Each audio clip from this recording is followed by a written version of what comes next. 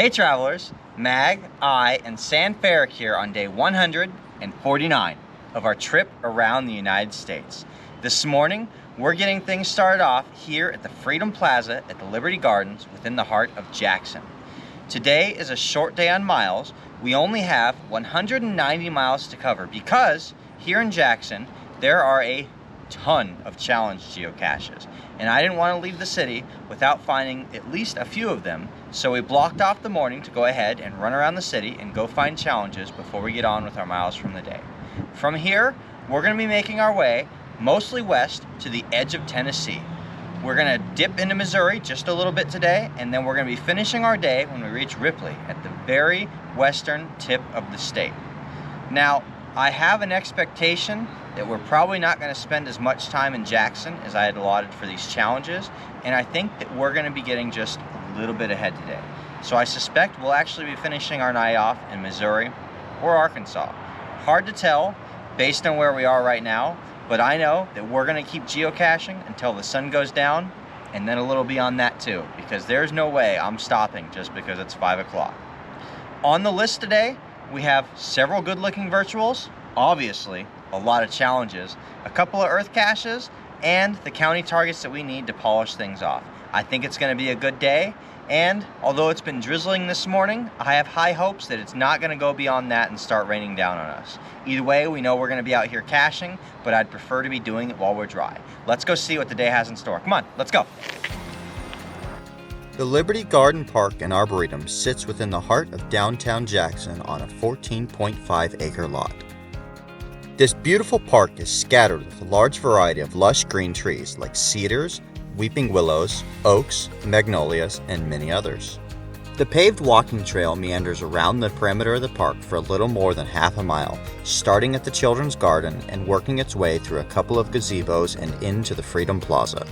The Liberty Park and Garden was championed in 2001 as a living memorial to those who perished on September 11th.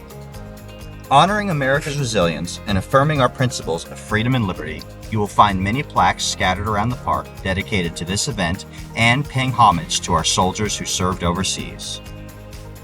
I had extra time to explore this park compared to normal because San Ferric took Aichan on a walk, or more accurately, Aichan took San Ferric on a walk. He allowed her to take the full half-mile trail at her own pace, enjoying the smells all along the way, while I appreciated all of the different things this park had to offer. Eventually, her phenomenal sense of smell led her straight back to me, and together, San Ferric and I got a chance to look around the Veterans Memorial located within Freedom Plaza. The Earth Cache listing here, what had originally put this park on our radar, focuses on the Granite Veterans Memorial, which was taken from a quarry in Mount Airy, North Carolina. Around each of the corners of the Freedom Plaza, you will find the Charters of American Freedom. These markers are a conglomerate of some of the most important documents in American history, including the Declaration of Independence and the Bill of Rights. Having spent a pretty fair amount of time walking around the park, it was well past time for us to get out there and go find some geocaches.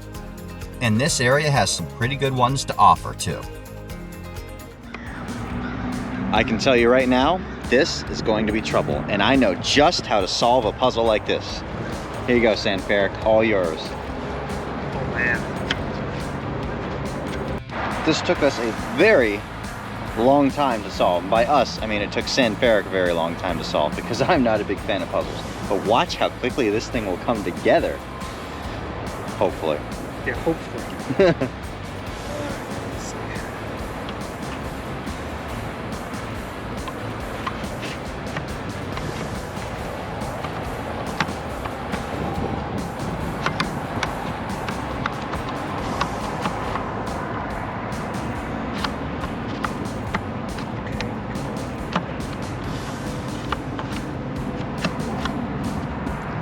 And that's geocaching in a nutshell. The trail in takes a lifetime. The trail out is a breeze. Our next stop on the tour of Jackson brought us to the Casey Jones Village.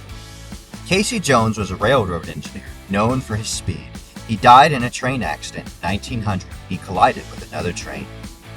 He was immortalized as an American folk hero with the release of Wallace Saunders' song, Ballad of Casey Jones.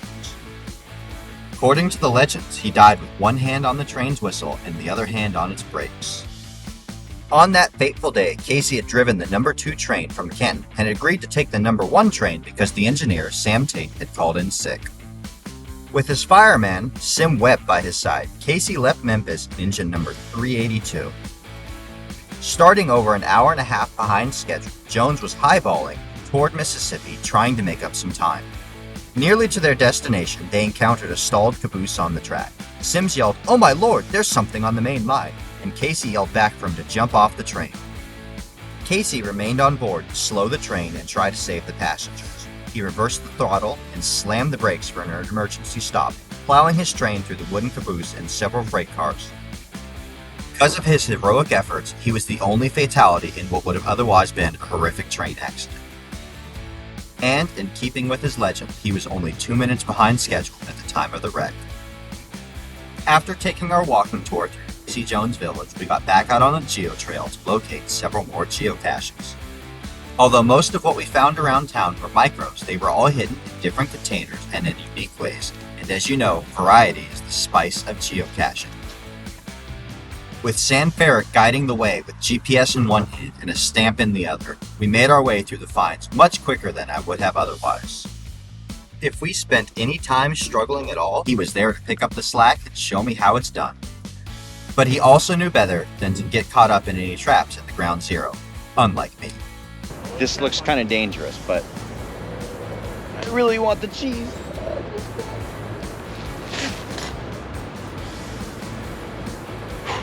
Having successfully tracked down all of our targets in Jackson, we made our way out of the city to stop by an artesian well. Built in 1885, this well has seen thousands of visitors come and go over the years to enjoy its waters.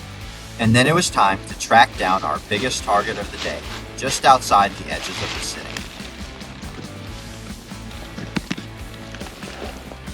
The Tennessee County Challenge Final. The Tennessee County Challenge Final. Wait, what? One of these has got to be it, right? All right, Aichan, I think you smelled it. It should be right about there. That's where my coordinates are pointing. You see anything, San Ferric?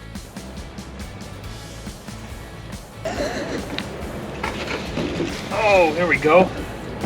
All right. What do we have in there?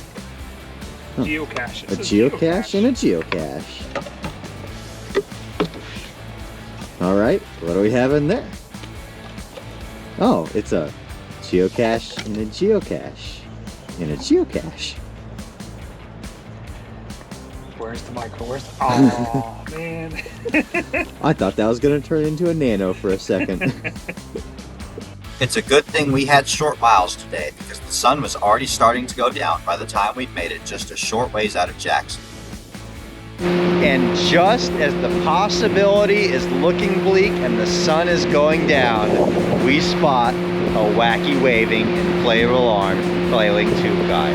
How cool is it to see for 2 days in a row a wacky waving inflatable arm flailing tube guy? So cool. Have a good night, Mr. Wacky Waving Inflatable Arm Flailing Tube Guy. I hope to see more of your friends tomorrow.